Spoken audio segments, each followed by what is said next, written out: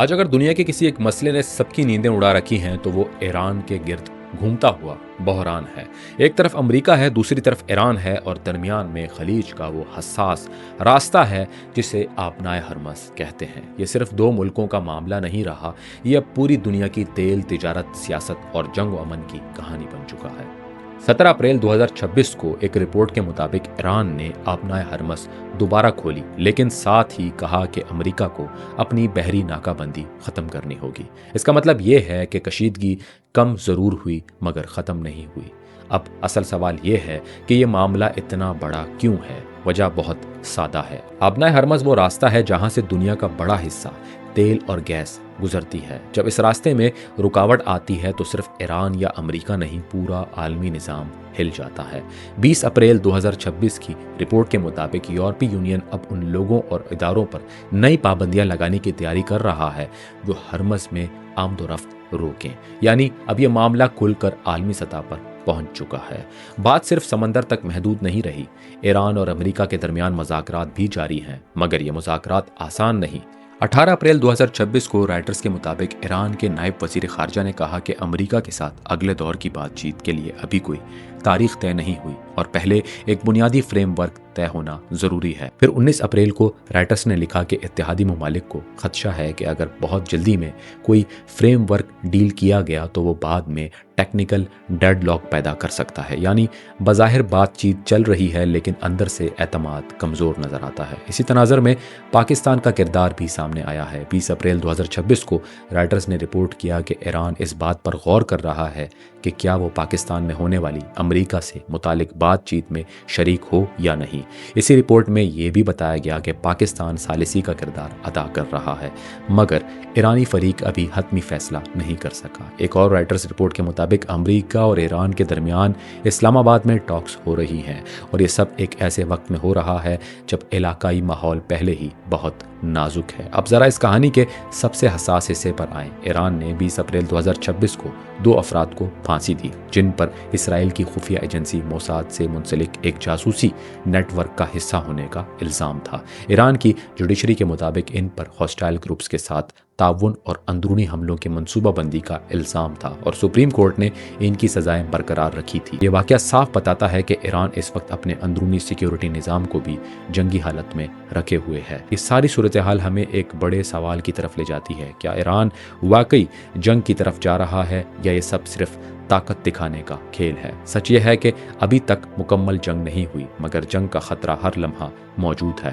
Writers के मुताबिक 20 अप्रैल 2026 को स्ट्रेट ऑफ हॉर्मज़ से 20 से ज़्यादा जहाज़ गुजरे, जो इस बात की अलामत है कि तिजारती दुनिया खतरे के बावजूद इस रास्ते को छोड़ नहीं रही। इसी दौरान तेल की कीमतों में उतार चढ़ाव आया और आलमी मंडियों में बेचैनी बढ़ गई। यहाँ एक और अहम पहलू भी है। चीन ने भी खुलकर कहा कि आपनाए हरमस खुली रहनी चाहिए। 20 अप्रैल 2026 को राइटर्स ने रिपोर्ट किया कि चीन के सदर शी जिनपिंग ने सऊदी वली अहद से गुफ्तगू में कहा कि हरमस को खुला रहना चाहिए। इससे अंदाज़ा होता है कि यह मसला अब सिर्फ अमेरिका और ईरान का नहीं रहा, बल्कि चीन, यूरोप, खलीजी रियासतें और पूरी आलमी मईशत इसमें शामिल हो चुकी है। अगर इस बात को अब मैं सादा अल्फाज में कहूँ तो ईरान एक तरफ अमेरिका के दबाव में है, दूसरी तरफ इसराइल से कशीदगी में है, तीसरी तरफ समंदर के रास्ते बंद होने का ख़तरा है और चौथी तरफ अपने अंदर भी सख्ती बढ़ा रहा है। यानी ये एक ऐसा मुल्क बन चुका है जहाँ हर मोड़ पर ख़तरा, हर फैसले पर असर और हर खबर के बाद दुनिया का रद्द अमल आता है।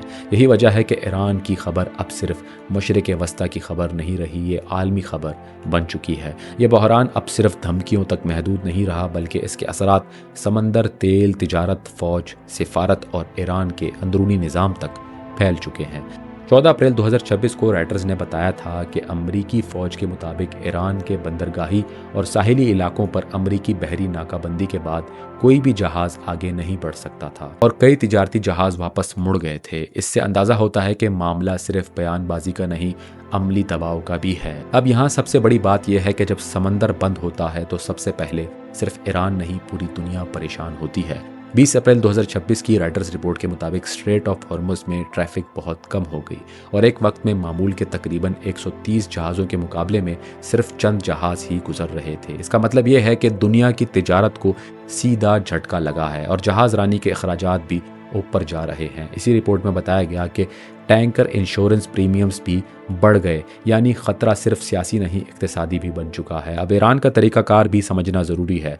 पहले वो हरमस खोलने की बात करता है, फिर दबाव बढ़ाता है, फिर कहता है कि अमेरिका पहले अपनी कार्रवाइयाँ रोके। राइटर्स के मुताबिक 17 अप्रैल के आसपास ईरान ने हरमस को खोलने की बात की, मगर साथ शर्त रखी कि अमरीकी दबाव ख़त्म होना चाहिए। ये वही क्लासिक प्रेशर पॉलिटिक्स है जिसमें एक फरीक बैक वक्त दरवाज़ा भी खुला रखता है और हाथ में लाठी भी। दूसरी तरफ अमेरिका भी पीछे नहीं हटा। राइटर्स ने 15 अप्रैल 2026 को रिपोर्ट किया कि अमेरिका ने ईरान पर इकनॉमिक प्रेशर मज़ीद बढ़ा दिया और नई सेकेंडरी सैंक्शंस की धमकी दी। इसका मतलब साफ है, वाशिंगटन चाहता है कि ईरान मेज़ पर आए, मगर ऐसी शराइत पर आए जिनसे इसकी बारगेनिंग पोजीशन कमज़ोर हो जाए। यही वजह है कि मज़ाकरात चल रहे हैं और रुक भी रहे हैं। अब ज़रा मज़ाकरात की हालत देखें तो 16 अप्रैल 2026 को राइटर्स के मुताबिक अमेरिकी और ईरानी मज़ाकरातकार एक मुकम्मल पीस डील की तरफ नहीं बल्कि एक आर्जी समझौते की तरफ जा रहे थे ताकि फ़ौरन जंग ना भड़के। लेकिन 18 अप्रैल को ईरान ने साफ कह दिया कि अगले दौर की बातचीत के लिए अभी कोई तारीख नहीं और पहले एक बुनियादी फ्रेमवर्क बनना चाहिए। इससे पता चलता है कि दोनों फरीक अब भी एक दूसरे पर एतमाद नहीं करते। एक तरफ बातचीत की मेज़ है, दूसरी तरफ शक और खौफ की दीवार मौजूद है। यही वो जगह है जहां ईरान के लिए सबसे बड़ा मसला सामने आता है, न्यूक्लियर इशू। 19 अप्रैल को राइटर्स ने लिखा कि इत्तेहादी ममालिक को डर है कि अगर कोई फ्रेमवर्क डील जल्दी में किया गया तो बाद में टेक्निकल डेडलॉक आ सकता है। यानी अभी मसला हल नहीं हुआ, सिर्फ इसको वक्ती तौर पर लपेटने की कोशिश की जा रही है। आप यूँ समझ लें कि असल आग अभी बुझी नहीं, बस इस पर आर्जी पानी डाला जा रहा है। अब एक और जाविया देखें, इस बहरान में चीन का किरदार भी बहुत अहम हो गया है।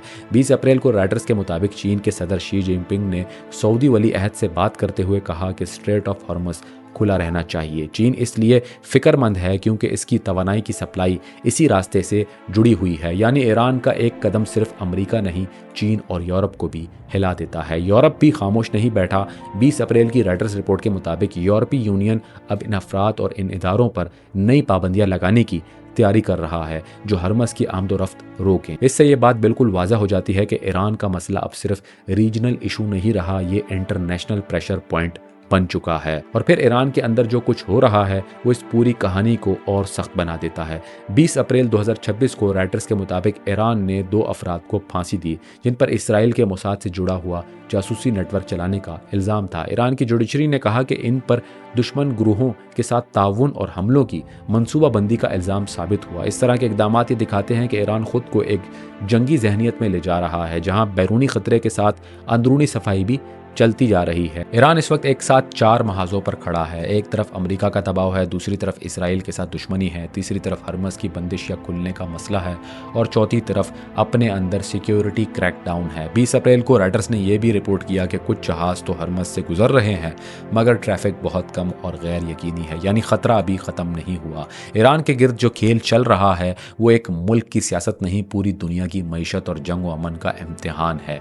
आज मसला सिर्फ ये नहीं कि ईरान क्या करेगा, मसला ये है कि ईरान के एक फैसले से दुनिया का अगला दिन कैसा होगा।